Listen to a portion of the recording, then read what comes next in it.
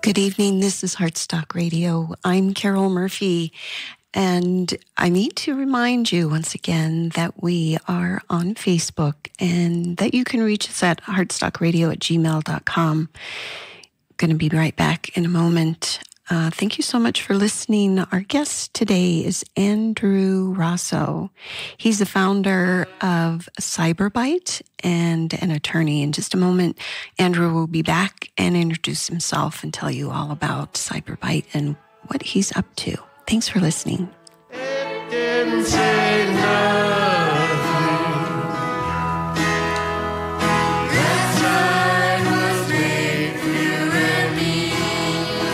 This land is your land. This land is my land. From California to New York Island. From the redwood forest to the Gulf Stream waters. This land was made for you and me. This land was made for you and me.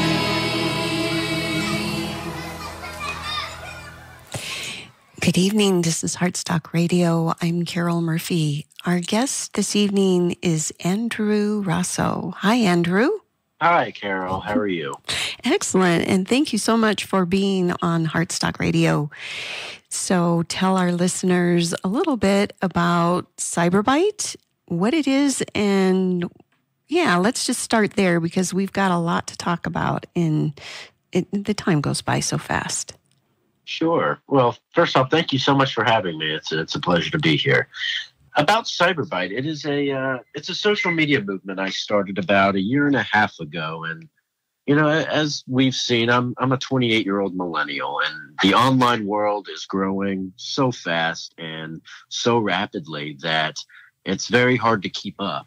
And as technology has grown, the potential that it brings is unlimited. And unfortunately, we're in a time where people have resorted to online behavior and conduct that isn't always becoming. And it's gotten to a point to where bullying has taken on a digital form. And recognizing that, whether it's in a school or outside of a school, in a workplace, or even throughout Hollywood, it needs to be stopped because it does do harm. And I took a stand on my own saying, you know what can I do to really give back to the community? Because I am passionate about this. And I thought, why not connect the entertainment space to the average user? Why not connect a musician or an actress to their fans? Because a lot of us, we do look up to our, favorite TV stars or musicians as sort of a role model. And often, we do listen to them in a lot of ways that we may not listen to others. So I thought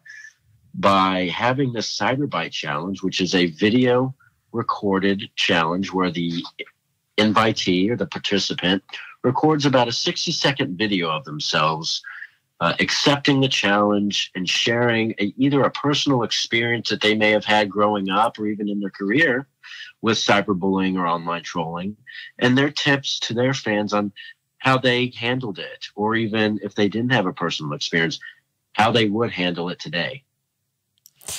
And there's quite a wide range of degrees, and we'll get into that a little bit more here also, because it takes so many different forms. And maybe you can help us define, what the limits are and what some of our responses should be, what would be appropriate when we run into these things. But first, what I'd like to talk about is a little of your personal story and what led you to found Cyberbyte. Sure. It took a while for me to really acknowledge the reason for me doing it. And it went back to when I was younger, when I was, 12, 13 years old. I was, a fun kid, had a great personality, but I was always the smaller one in my group of friends. And, I had my experience with bullying at camps, and I never really knew how to defend myself, let alone I didn't really understand when to take something as a joke and when not to. And it created a lot of problems for me because I really had this distrust for people around me. I shut myself off from people for a very long time. I didn't know how to respond, even to my family. And when I finally learned how to stand up for myself, and I had a great support system. I did have my family. I did have a few friends that really toughened me up in a sense. But for those that couldn't stand up for themselves, I wanted to be that resource to that community. So to answer your question, it was personal to me growing up. And there's people out there today that don't always have that mentor, that support structure. And I want to be that resource for people. And how much of that came into play when you decided to go to law school? Was that a determining factor, you think? I think it was in a sense, because at the same time, I've always looked at how to better myself. But at the same time, going through law school is its own discipline and world in its own. It's a much stricter environment. The pace is very fast. And when you're with a lot of individuals who are highly skilled thinkers, it becomes a very cutthroat environment, or can be. And oftentimes, whether it's professionally or on a social level, people like to be the best versions of themselves. And often it comes at the expense of another's happiness or even their feelings. So I think my journey to law school was my way of continuing to toughen myself up, but also learn how to be that role model for the community, regardless of what area of law I decided to practice in. So let's delve into the specifics of cyberbullying just a little bit. If somebody's, I guess I don't really know how exactly to ask you this question, because there's such a wide range of things that fall under the category of bullying. How do we know when someone has crossed the line? That's a really good question, and I think that's a question that all of us today are struggling to answer, whether even in a political sense. And I won't get political, but I think whether it's through Twitter or other social media platforms, it's very difficult to determine or decipher text or words, and understanding when somebody's joking versus when somebody is really being serious and intentful with their words. It's a case-by-case basis, but usually cyberbullying itself is a repeated or targeted harassment at another for the sole purpose of bringing them down. It could be personal attacks, it could be professional attacks, it could be any sort of targeted response at somebody repeatedly, knowing that there is an audience. And what is it that the bully is trying to achieve? What's their motivation? And I think that maybe that will help us know how to respond appropriately. Sure. And, as I've learned in law school, it depends. It's very hard to determine what the other person on that other side of the computer is thinking. But oftentimes, these are individuals who are struggling with their own demons. They may be going through similar experiences in their personal life, or they may come from an environment that isn't as positive as, maybe one that we grew up in. But, it's really hard to determine that. But often it's really the individual themselves that are struggling. And in order to make themselves feel better, empowered, or even feel valuable to society, they have to bring others down. What does the law say about this? And how should we respond? Yeah. Every state has its own law for this, and it's not called a cyberbullying law, so to speak, but there are laws in place like harassment, like, the intentional infliction of distress. But oftentimes, as, legislators are going through these things, a lot of our laws are suited to tackle some of these challenges. But there's also arguments that say maybe these harassment statutes aren't always the best, because they aren't intended to cover our digital age. They weren't written in a digital age. We've kind of expanded and tried to apply them. But every state does have some sort of harassment statute that can be applied. And, there are many states now that are looking to specifically enact such legislation. Maryland, there's Grace's Law. Grace McComas was a young girl who unfortunately took her own life as a result of suicide. David's Law. David was a young man out of Texas who took his life. So there are states now that are starting to really focus in on this issue. But the question still is, how do you prove cyberbullying? How do you prove the harm? And oftentimes it's after the fact where it's too late. So maybe the solutions are really social and digital. And what do you think it is that how we should respond in these cases when we come upon it, or when we're the person being bullied?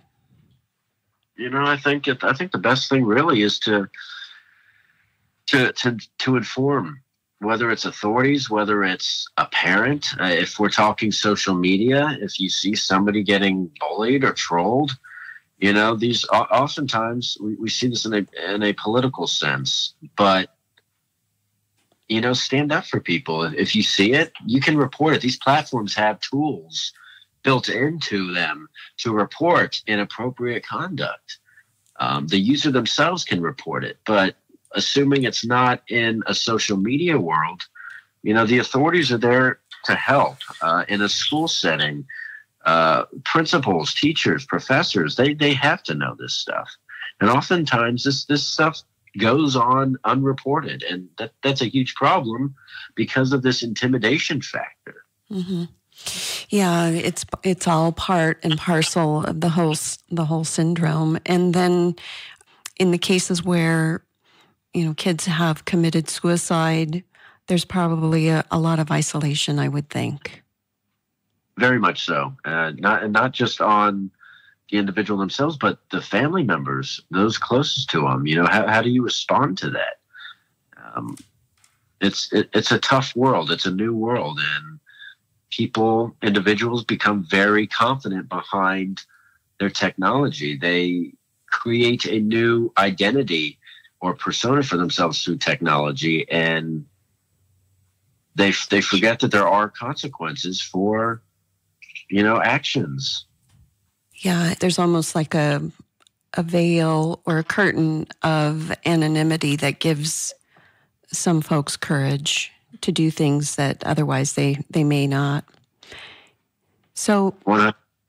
Yeah, let's talk about your campaign. And you talked a little bit about, your motivation and the idea came to you, and how did it evolve? In terms of just how it played out? Yeah, like from the first time that you thought, gee, this would be a good way to, fight bullying, to where you are right now. What was the evolution? I think the more that I learned about those doing or accepting my challenge, the more I really understood that this is a growing concern. For example, a very well-known DJ out in the UK, he's based out of LA, but I've been listening to this guy perform since I first went to college. And I was interviewing him for a story I was actually writing for another publication. And, he was telling me about his newly released single, the message behind it about giving hope and bringing light to those who feel down, who feel beaten. And turns out the whole theme behind it was standing up against cyberbullying. And I said, you know what? He's my first one. I'm going to go out on a limb and ask him if he wants to be a participant. And he was ecstatic. He loved it. And hearing his story, we often think these individuals are public figures in the public light, don't get bullied. And a lot of people say it's impossible for someone of that stature to get bullied. And I disagree. I think the appearance of fame definitely subjects an individual to to that kind of behavior, but at the same time, nobody deserves to be harassed. Nobody deserves to be targeted like that. And I think when I heard his message, listeners can relate to these, to their role models, their favorite performers. And, if we don't listen to anybody else, listen to the people who, we boast about or listen to in the car every day. So as I took this along, I said, maybe this is something to really hone in on. And maybe it's not just musicians. What if we get, a state legislator? What if we get a teacher, or even a member of one of these initiatives like Grace's Law and David's Law? And the more I started talking to people, especially in the entertainment space, the more I realized that everyone at some point in their life has been victimized by bullying and just never really addressed it, never really shared it with the public. And I think that's the best thing that can be done at this point, is really sharing our experiences and connecting with one another, because I feel as a society we are somewhat disconnected. Yeah, the silence is a bad thing for sure. What was the DJ's name, and who are some of the other famous participants that have helped you out with the campaign? Sure. The DJ's name was Gareth Emery. He's still very well known. He's become a very good friend of mine, but he's known for his original single, Concrete Angel. It's a very popular dance mix. It really opened the door, and I've worked with other stars from many networks. Misha Collins from Supernatural, who plays Castiel, the Angel. I've worked with Sky Marshall from the CW. She plays the vice principal in Black Lightning. And, I work with a lot of different figures. And I think each person has a different message to share, and how they've handled it is extremely different. And there's something to be learned from each of these people, because there's more to it than the fame. There's more to it than the money. And these people are actual people. They're human. They're no different than us. And I think the people that we idolize, we really need to understand why do we idolize them? Why do we respect them so much? Is it because they have great music, or they're a great actor or actress? Or is it because of who they are as a person in addition to their talents? And that's what I wanted to bring out. So we're about a little over halfway. We're going to take a quick music break, and we shall be right back with more Andrew Rossow. This is Heartstock.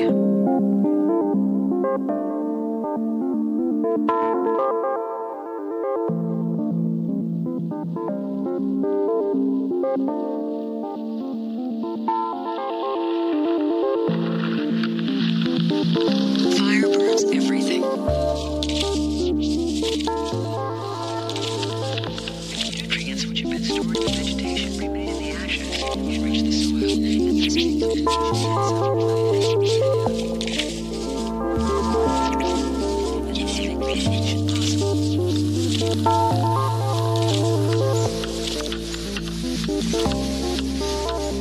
After the rainy season, when the ashes have been absorbed into the soil, the bioplant.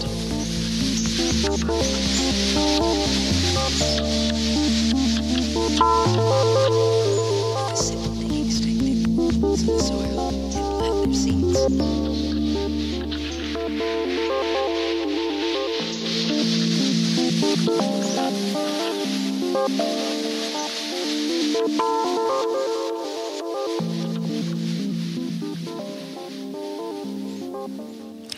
Good evening. This is Heartstock Radio. I'm Carol Murphy. Thanks so much for listening. Our guest this evening is Andrew Rossow. Andrew, hi again. Hi, Carol. So let's talk about this from a business standpoint. There's all kinds of incidences that come up in that realm, especially when it comes to social media and digital platforms. If you're an entrepreneur and you encounter something that you think is inappropriate, what do you suggest? What do we do? How do we handle that? Well, let's take it from the standpoint of a workplace incident. A lot of times harassment and cyberbullying or trolling, so to speak, happen within the workplace with fellow coworkers. And the first thing to do, obviously, is communicate your discomfort with that. And if that were to continue, you have to report it. You absolutely have to report it. And many people think it's an easy way out, or running to mommy or daddy. But in this case, it's really not. There is no easy way out. Nobody should be subjected to that, especially in a workplace. But even from a business standpoint, whether it's something you witness, reporting it is always the safest option, because often those who are victimized don't know how to respond. And before you know it, it's too late. And whatever that means, we could be in a position, or an entrepreneur could be in a position to really do public good or do a public service by letting others know that there is no tolerance for that type of behavior. And even in, a workplace handbook or an employee handbook, whether it was my firm or the firm I was at previously, or other colleagues of mine, that's always in the handbook, that workplace harassment, online harassment will not be tolerated. And, what I struggle with quite a bit is some sort of clear definition of when somebody is crossing a line. I had a very interesting experience where I was actually accused of bullying myself. And that was unspeakably difficult, number one, because I would never, ever consider myself a bully. Number two, it's like, well, if I did something to upset someone, why did they not just come right out and say something to me so that we could sit down and talk about, what it was exactly that I was doing that was making them feel, I guess, threatened. Maybe just asking someone to do their job or to carry their responsibilities. How is that different from bullying? I think, and you bring up a good point, and I think we're in a society or in an age now, unfortunately, and again, I don't want to come off as negative at all, because I'm very optimistic about how technology can be used and its potential. But at the same time, I'm realistic in the sense of technology has become a crutch, in my opinion, at least for the millennial generation. And speaking as a millennial, it has become a crutch for people to get lost in their technology, in their phones, in their computer. And they really forget what it's like to interact with others, whether it's on a social level or on a professional level.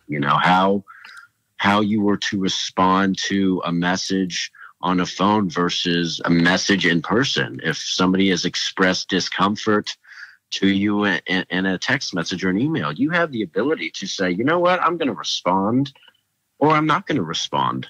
But I have that choice. In person, you may have that same choice, but your options are different. You're able to express yourself, whether it's in a calm manner or an angry manner, or walk away. But I think where there is no face-to-face interaction, the ways in which people choose to respond, it changes. And I think people like taking that easy way out of a lack of confrontation, because it is the easiest thing to do. It is the easier path to take. Yeah, it seems like there's such a fine line there between needing to realize, I guess, it just goes back to what you were saying before. We're all kids in some ways trying to figure it out. It's like, okay, that wasn't cool. Now what do I do? Now what? Right. Yeah. And, I had I had made a post the other day after, President Trump had, held his press conference, and I expressed, and I never get political online, but, I had a very strong viewpoint on something, and I made a post about it, and a very close friend of mine on social media disagreed. And his response seemed very defensive. It seemed attackful. At all times we both said we respect each other's opinions, but the tone, it's very hard to determine the tone when it's just words, when you're not there. And, afterwards I could have easily said, you know what, this guy is, he's not my friend. He's attacking my personal views. He's telling me I'm wrong, or he doesn't like it. And I need to think about, the way I think about things. But you know what was the easiest thing to do? I messaged him privately and said, hey, thank you for your comments. Hopefully you and I are good, love you, man. And he immediately responded, he goes, look, nothing personal at all. We're always friends. Just wanted to let you know I disagreed. That normally doesn't happen. Yeah, and if you don't have that conversation, it's very easy for me to message him and say, what's wrong with you? And just escalates. Yeah. Oh, extremely. Yeah. And like I said, it's because of that relationship where, unfortunately, you really have to pick your audience and read your audience. If you're not sure if you can joke around a certain way with somebody, it's probably not the best idea to do that unless you really know them. But you have to test the waters. And unfortunately, some people just, they aren't that type of person to be able to take jokes. And I was like that when I was younger because I couldn't understand it. And it takes a lot of growth and education in terms of really knowing how to read a person. That's a science I feel that nobody has accomplished, is how to read another person. So let's talk a little bit more about Cyberbyte, and 2 questions for you. How, number one, can people get involved? I mean, if you had a magic wand and you could wave it, what would you like everybody listening? How would you like them to participate? And then what's the ultimate outcome that you would like to see happen with your campaign? Well, if I had a wand, I'd probably send them to Hogwarts because I'm a huge Harry Potter fan. Magic beats everything. But in a real life situation, there are organizations out there that devote themselves as a resource for those who are victimized by bullying, either inside the classroom or outside of the classroom. I'm a part of one organization. It's actually based out in the UK, but they do have a US presence. It's called the Cybersmile Foundation. There are many organizations out there that serve as a call center. And what they do is when somebody reports an incident, whether it's a victim or an acquaintance or a friend of a victim, they reach out. They have ambassadors who are experienced in conversing with those who may feel extremely vulnerable. These could be attorneys, these could be certain celebrities, musicians, legislators. And what these ambassadors do is they serve as a resource. They reach out, they make that call, they write letters, they send emails to this person, letting them know that they're not in it alone and that they are there for whatever needs that they have. And if that means, hey, have you filed a police report? Well, no, I'm scared. I don't know what to do. We help you through this process. And most organizations out there have those services to offer. And the ultimate outcome is that folks who feel bullied will have somebody that they can turn to and, God forbid, not consider suicide. I mean, that's like the worst possible outcome. Absolutely. And, nobody wants to see that. And, we never want to be at a point in time where we say we could have prevented that. Right. We saw the signs. We should have done something. And unfortunately, in the legal system, that's still being done. There are cases. There's a case, the Michelle Carter case. Andrew, I'm sorry, yes. but we're actually out of time. Real quick, can you tell our listeners how they might reach you? We're kind of going over a little here. Sorry. Sure, not a problem. For those who are interested in reaching out, you can reach me at my email, andrew@rossowlaw.com. That's ROSSOW. I am on Facebook, so if you want to find me on there, you can look me up, and I'm on Twitter as well. So just type in my name and you'll find me. Thank you so much. This is Heartstock Radio. I'm Carol Murphy, and we shall see you next week. Bye-bye.